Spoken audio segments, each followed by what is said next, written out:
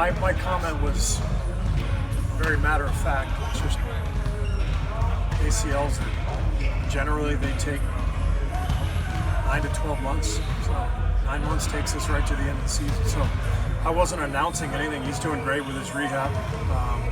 Still possible that he could play, but I forgot with modern media that unlikely is going to become on the ticker, out for the year and all that stuff. So probably my mistake for opening my mouth. Not the first time I've gotten myself in trouble for doing that, but it's an ACL. So if you just do your research with the history of ACLs, he had surgery July 2nd. Get a calculator, do the math. He's moving great. Yeah. That's encouraging. Yeah, no, he's doing great. The rehab's going great. He's getting shots up now. Looks good, but again, ACL. So just being realistic. Rooney said he feels good, and I know Raymond just said he's probable, but he's encouraged that he's good to go. Yeah, and we're thrilled to have Rooney back.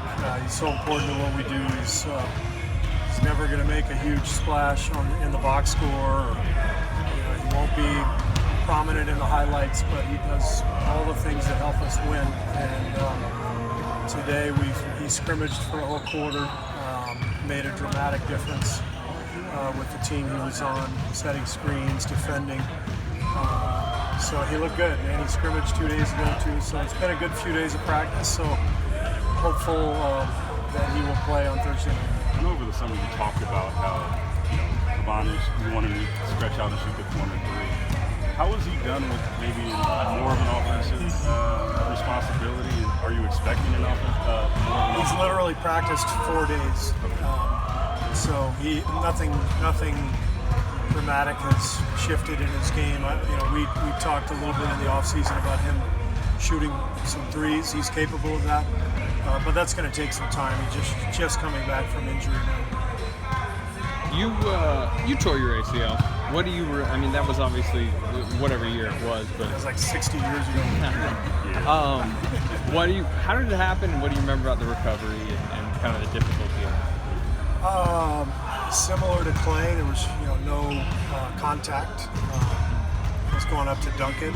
Yeah, it's very similar. I was going up anyway. I don't know what I was going to do with it, but no contact and just too much pressure on the joint, and so I kept I redshirted my last year. And, my surgery was in July, and came back and played a year and a few months later. And 14, 15 months. And I would have been ready earlier than that, I think, if the season had started earlier. But came back and played 16 more years of 1 year in college and 15 years in the NBA. So I did really well with it, and a lot of players, most players do well with an ACL recovery.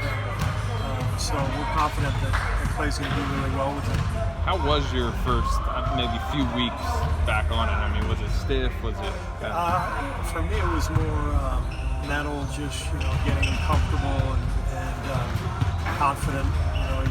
You haven't played in a while, so getting the rhythm, the feel of the ball, the rhythm, the confidence, the timing, and then also the confidence in your movement and the pressure you're putting on your cuts and all that kind of stuff. But it came back relatively quickly. Klay, even more than a lot of players, seems like someone who wants to be on the court all the time.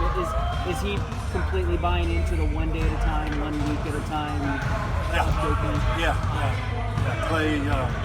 Klay's bored more than anything. He's bored. He wants to play. He loves basketball so much. The good thing is he's starting to shoot, as you see out here. He's starting to do more things. But we've had internal discussions, several of them in recent weeks, and we all understand the circumstances. And again, I probably opened up a can of worms yesterday with that comment. It's Logan's fault. I blame Logan for asking the question, but it's nothing. It's really not news. It's more reality. But we'll leave the door open and we'll see what happens at the end of the year.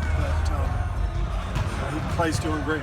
Does what happened in the playoffs last year, especially with the Kevin situation where we were bombarding you every day with maybe tomorrow, does that inform the way maybe you guys are kind of more expectation managing? I think in general these days it's more difficult to get out ahead of the messaging on any issue, and so you have to be careful. Like I said, I probably made a mistake yesterday, but we're just handling it as we would handle any injury, and he's doing great. And like we said in training camp, we'll have an update at the All-Star break. Steve, as great a shooter as Klay is, I imagine it's even more of a challenge to replace him on defense, given everything he's done defensively.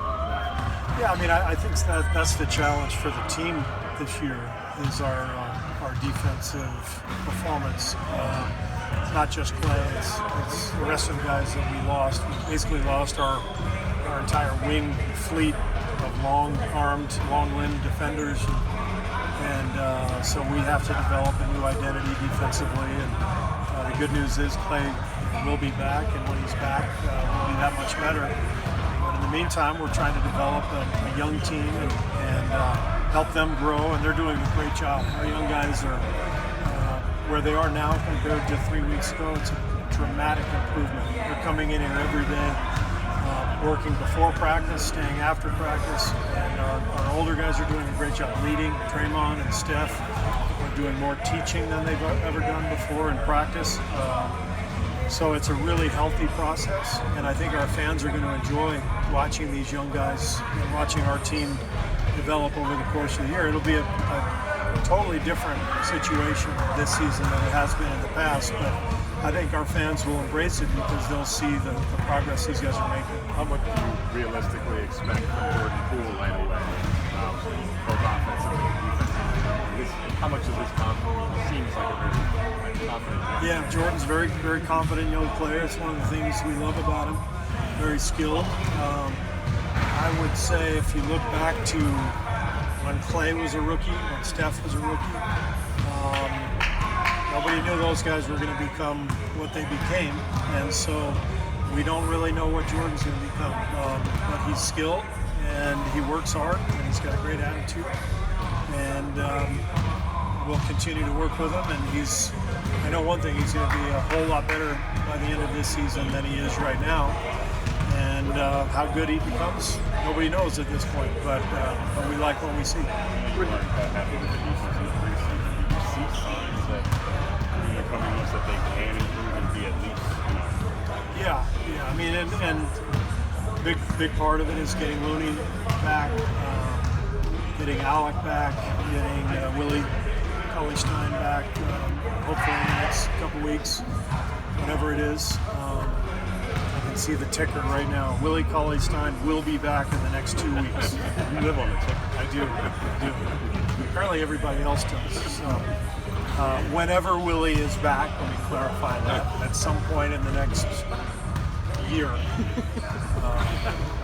we're going to be better defensively, just having size.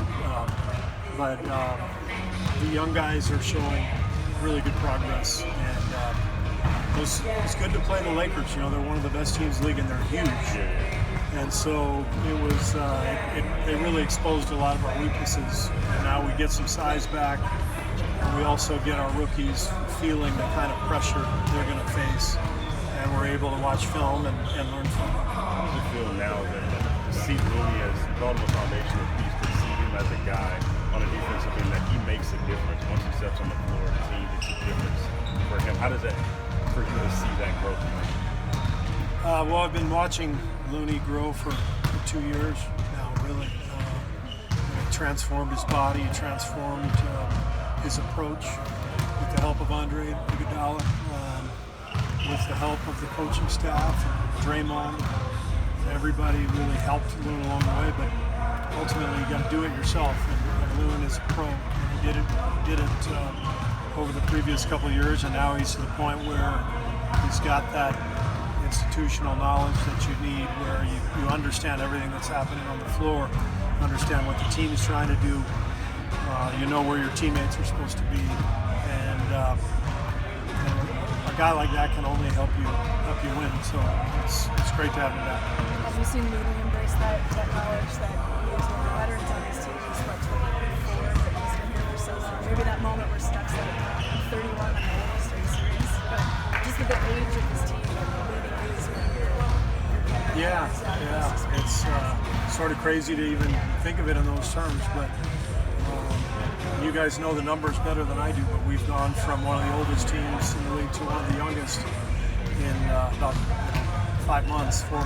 So with that kind of change comes growing pains and transition and a lot of work. So we're nowhere close to where we need to be, but we're getting better every day. What are the occasions when you see him talk? It feels like he picks his spots. He talks defensively. He calls out schemes. 3 years ago he didn't say a word, and he's learned. Talking is such a key component defensively, especially for the big guys, because they're anchoring the defense. They're behind the play, kind of middle linebacker, free safety type stuff. And Looney, he may not say much just walking around, but you get him in a defensive sequence, he's letting his voice be heard. Steve, speaking specifically of the defense, is there anyone in particular who you think can and will get a lot better on that end of the court this year? Well, I would hope everybody, all these young guys, they should get better. I would single out Eric as a guy who's ready to contribute right away defensively because of his maturity and his size and strength. I think you saw it in the preseason. He's got to pick up the nuances of the NBA game. He's ready to defend right now, and that's exciting. I would say, some of the other younger guys. Jordan comes to mind. Jordan needs more strength. He needs to continue to grow and get more experience. But the hope is that everybody keeps getting better all year. How about Steph defensively this year? He's going to probably have to take on a lot more responsibility of taking the opposing score. Yeah, and D'Angelo both. We've been impressed with both of them the last few days of practice. They've both picked it up. I think we can count on them more than they've had to be counted on in the past, and that's what we're going to ask of them. They've been guarding each other in practice? No, they've been playing together. We've tried to keep the starters together over the last few days to get them as many reps together as possible. What did you think of Michael Jordan's comments about Steph not being a Hall of Famer yet? I think Michael has his own version of the Hall of Fame. It's in his own head. And so whatever that is, that's what it is. On Sunday, you guys play the first primetime game in Europe this year. What are your thoughts on just the continued growth of the game in Europe and globally? Sorry, say that again. What's that? So on Sunday, you play a day game here, but it's in primetime Europe. I think there's a record number of primetime games in Europe this year. What time's the game? What time Here, is it? 12:30. 12:30? 3:30 local time. time. Yeah, I think it's 2:30 local. 2:30 local. That's It's the Oklahoma one in Oklahoma City? Yeah. Okay. Yeah. I didn't know that.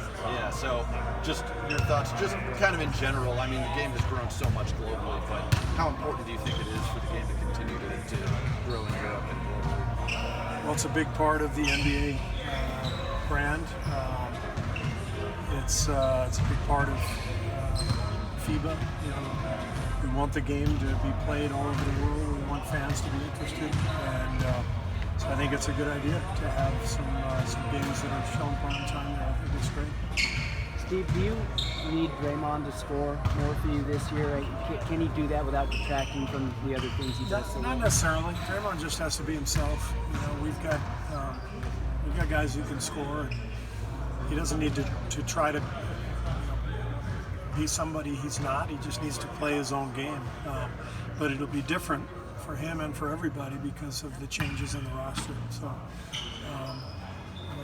he's just got to feel his teammates and the circumstances and see where he's got his opportunities. But he's one of the smartest players I've ever been around, so he'll figure it out. Thanks so much for watching ESPN on YouTube. For more sports analysis and highlights, download the ESPN app. And for live streaming and premium content, subscribe to ESPN Plus.